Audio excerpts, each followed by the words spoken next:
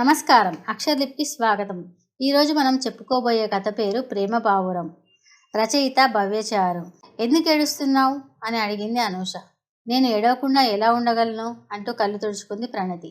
అదే ఏంటి సమస్య అంటూ మళ్ళీ అడిగింది అనూష. లేదు, నేను చెప్పలేను, అలాగని ఏడవకుండా ఉండలేను. నాకెంతో బాధగా అనిపిస్తుంది, కానీ ఆ బాధ నేను ఎవరికీ చెప్పుకోలేను అంది ప్రణతి. అయ్యో, అలా చెప్పకుండా ఉండడానికి మనమేం పరాయ వాళ్ళం కాదు కదా, పక్క వాళ్ళమే కదా. బాధ చెప్పుకుంటే తగ్గిపోతుంది అంటారు. అందుకే నాకు చెప్పు నీ బాధ. నేను నీ సమస్యను తీర్చలేకపోయినా కనీసం నీ బాధనైనా పంచుకొని కొంతలో కొంత ఉపశమనం కల్పిస్తాను అంది అనూష. చెప్పుకోవాలని చాలా ఉన్నా నువ్వు ఒక్కదానివే నన్ను అర్థం చేసుకున్నావు. నేను చెప్పడం తప్ప ఇప్పుడు ఏమీ చేయలేను కదా. చెప్తాను, చెప్పకుండా ఉన్నావేమో అంటూ తను కన్నీళ్ళని తుడుచుకుంటూ నా బాధ చెప్తాను విను. అదిగో అక్కడెక్కడో ఉన్న నా ప్రియుడు బాధపడుతున్నాడు. అది చూసి నాకు చాలా బాధగా అనిపిస్తుంది అంది ప్రణతి.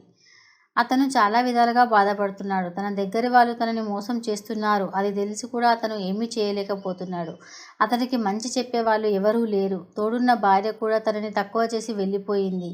ఆ బాధలో ఉన్న అతనికి అతని స్నేహితులు కానీ బంధువులు కానీ ఎవరూ సహాయం చేయడం లేదు. ఇక్కడ నేను అతని బాధను చూస్తూ తట్టుకోలేకపోతున్నాను. అతనికి సహాయకంగా ఉండాలని, అతన్ని ఓదార్చాలని నాకు చాలా కోరికగా ఉంది. కానీ నేను ఏమీ చేయలేని పరిస్థితిలో ఉన్నాను అంది బాధగా ప్రణతి. అవును, అతను బాధపడితే నీకేంటి సమస్య? అతనేం నిన్ను తలుచుకోవడం లేదు కదా, అతను నిన్ను అడగడం లేదు కదా. అతన్నేమైతే నీకెందుకు? నేను ఆశ్చర్యపోతున్నాను. నువ్వు ఇలా బాధపడుతున్నావనికి అతనికి అర్థమవుతుందా?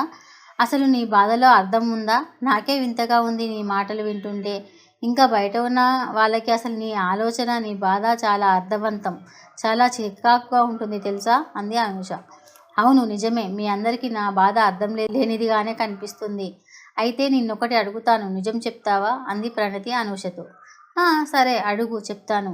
ఇప్పుడు నిజం చెప్పినా అనుమానించేవారు లేరు. నీకు నిజమే చెప్తాను అంది అనూష. సరే, నువ్వు ఎప్పుడైనా ఎవరినైనా ప్రేమించావా? చిన్నప్పుడు కానీ, నీ కాలేజీలో ఉన్నప్పుడు కానీ ప్రేమించావా అంజుని అడిగింది ప్రణతి. అవును, ప్రేమించాను. నేను స్కూల్లో ఉన్నప్పుడు అతను బాగా చదివేవాడు. అతన్ని అందరూ ఇష్టపడేవారు. నేను కూడా ఇష్టపడ్డాను. అయితే అది ప్రేమ అనే నేను అనుకోను, ఇష్టం మాత్రమే. ఆ తర్వాత నాకు పెళ్లి చేసేశారు. నా భర్తనే నేను ప్రేమించాను, కానీ అతను నన్ను అర్థం చేసుకోలేదు కాబట్టి నేను ఇలా అయ్యాను అంది అనూష బాధగా. నువ్వు ఇష్టపడ్డావు కాబట్టి నీకు ప్రేమ అంటే తెలియదు. ప్రేమిస్తే ఎలా ఉంటుందో ఆ ప్రేమ విఫలమైతే కూడా అలాగే ఉంటుంది. ప్రేమించిన మనిషి దూరమైతే ఆ బాధ చెప్పలేనిది కాదు. కానీ ఆ మనిషి మన ముందే ఉంటూ మన ముందే బాధపడుతుంటే ఇంకా చాలా బాధగా అనిపిస్తుంది. వారిని ఓదార్చాలని, వారిని జాగ్రత్తగా చూసుకోవాలని, వారి బాధలను మరిపించాలని అనిపిస్తుంది. కానీ ఆ అవకాశం చాలా తక్కువ మందికే ఉంటుంది, అందరికీ ఉండదు. నిజానికి చాలామంది ప్రేమిస్తారు, కానీ ఆ ప్రేమ నిలబెట్టుకునేవారు అతి కొద్ది మంది మాత్రమే ఉంటారు.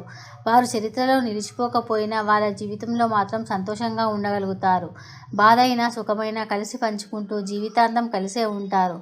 అయితే చాలా ప్రేమలు విఫలమవుతూ ఉంటాయి. ఆ విఫలమైన ప్రేమలో ఎదుటివారు ఉన్నా లేకపోయినా, దూరంగా వెళ్ళిపోయినా కూడా వారి ఆలోచనలతో చావలేక బ్రతుకుతూ అడ్జస్ట్ అవుతూ ఉంటారు. ఆ బాధను ఎవరికీ చెప్పుకోలేక, లోలోన దాచుకోలేక సతమతమవుతూ బ్రతకలేకపోతుంటారు. అలాంటి వారిలో నేను ఒకదాన్ని.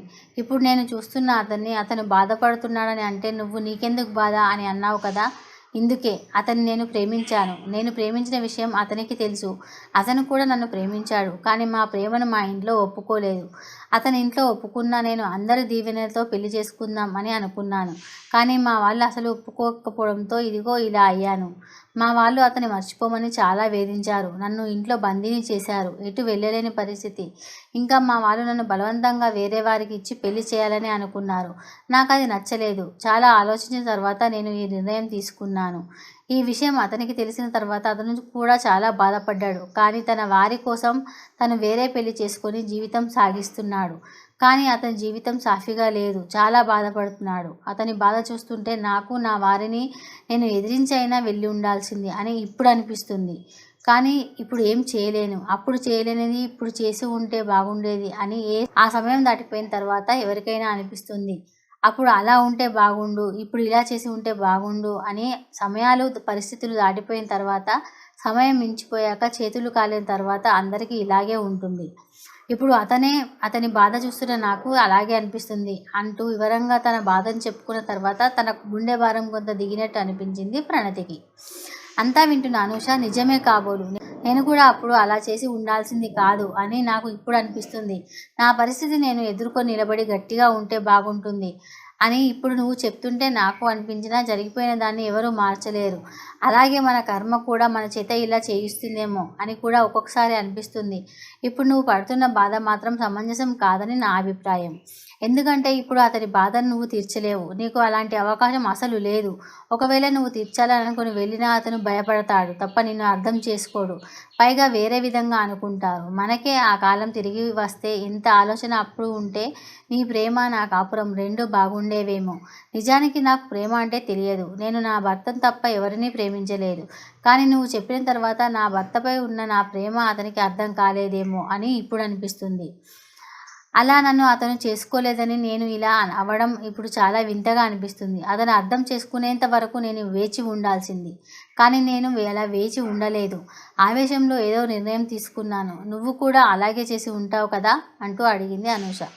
అవును, నిజమే. నేను నా వాళ్ళను ఒప్పించే వరకు, వాళ్ళు ఒప్పుకునే వరకు వేచి ఉండాల్సింది. కానీ ఆవేశంలో నిర్ణయం తీసుకున్నాక నాకు అనిపించిన సందర్భాలు అనేకం ఉన్నాయి.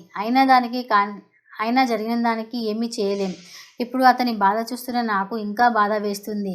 ప్రేమ, అది కూడా మొదటిసారి ప్రేమించిన మొదటి ప్రేమ. ప్రేమించిన వాళ్ళు బాధపడుతుంటే ఆ బాధను గమనిస్తున్న మనకెంతో బాధ కలుగుతుంది.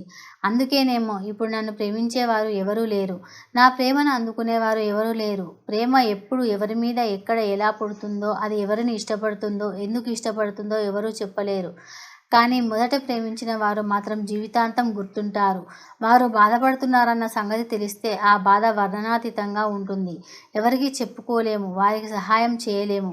అలాగని సహాయం చేసినా ఇంకా ఎన్నో అపనిందలు వేయడం తప్ప ఇంకేమీ ఉండదు. అంటే వారిని బాధ పెట్టడం తప్ప మనం ఎవరు దీన్ని హర్షించరు. అసలు మనల్ని మనంగా, అంటే నన్నుగా నేను ఎలా ఉన్నా ఏం చేసినా ప్రేమించిన వారిని జీవితంలో మర్చిపోలేం. అసలు మనల్ని ఘనంగా, అంటే నన్నుగా ఎలా ఉన్నా ఏం చేసినా ప్రేమించిన వారిని జీవితంలో మర్చిపోలేం. ఇప్పుడు ఆ ప్రేమ నాకు దక్కలేదు. అక్కడ అతనికి కూడా ఆ ప్రేమ దక్కలేదు. అలా అని మేమిద్దరం కలిసి ఉండలేము. ఎవరికి కలిసి ఉండాలని ఉన్నా దానిని వేరే అర్థంలా చూస్తారు తప్ప మరోలా, అంటే ప్రేమను అర్థం చేసుకోలేము. ఇప్పుడు నా వాళ్ళు బాధపడుతున్నారు, అయ్యో అప్పుడే చేసి ఉంటే ఇలా జరిగి ఉండేది కాదు అని. కానీ జరిగిపోయాక ఎవరూ ఏమీ చేయలేరు. ప్రేమ విలువ తెలిసిన వారు ఎవరిని విడిపోనివ్వరు, విడదీయరు. నేను ఎంత చెప్పినా అప్పుడు వినని వారు ఇప్పుడు బాధపడుతుంటే నాకు నవ్వాలో ఏడవాలో తెలియడం లేదు. ఇప్పుడు ఈ జీవితంలో నన్ను వాళ్ళు ఏదో ఒకప్పుడు గుర్తు చేసుకుంటారు తప్ప మిగిలిన సమయాల్లో ఎవరి జీవితంలో వారు బిజీ అయిపోతారు. అతను కూడా నన్ను ఎప్పుడు గుర్తు చేసుకున్నట్టు కూడా నాకు కనిపించలేదు. అంటే నన్ను అతను మర్చిపోయి ఉండొచ్చు, లేదా తన వారిని సంతోషపెట్టడానికి మర్చిపోయినట్టు నటిస్తూ ఉండవచ్చు. అది నాకు కనిపించట్లేదు. అయినా జీవితంలో ఏదీ దక్కకపోయినా కొంత బాధ ఉండడం సహజం. ఇప్పుడు నేను బాధపడడం కూడా మామూలు విషయం కదా అంది ప్రణతి. దానికి అనూష, మనం ఏం చేసినా ఏదో జీవితంలో పోగొట్టుకుంటూనే ఉంటాం. అలా పోగొట్టుకున్న దానిలో ఈ ప్రేమ అనేది ఒకటి తప్ప ఇదే జీవితం కాదు. ఆ దేవుడు ఇలా రాసిపెట్టి ఉన్నాడు కాబోలు. అందుకే మన జీవితం సగంలోనే ఇలా అయిపోయింది. ప్రేమ అనేది జీవితాంతం దక్కాలి అంటే దేవుడు కూడా రాయాలి. అలాగే అదృష్టం అనేది కూడా ఉండాలి. మనకింతే ప్రాప్తం కాబోలు. అందుకనే మన చేత అలాంటి పనులు చేయించి ఇప్పుడు మన బాధను మనమే తెలుసుకునేలా చేశాడు. అంతా అయిపోయాక ఇప్పుడు మనం బాధపడి ప్రయోజనం లేదు. ఇక నుంచి అయినా మనం అన్నీ మర్చిపోయి సంతోషంగా ఉందాం పదా అంటూ ప్రణతి చేతిని పట్టుకొని గాల్లోకి ఎగిరింది అనూష. మొట్టమొదటిసారి ప్రేమించిన వారి ప్రేమను తిరిగి మరెవరి దగ్గర పొందలేమన్నది నిజమైన నిజం.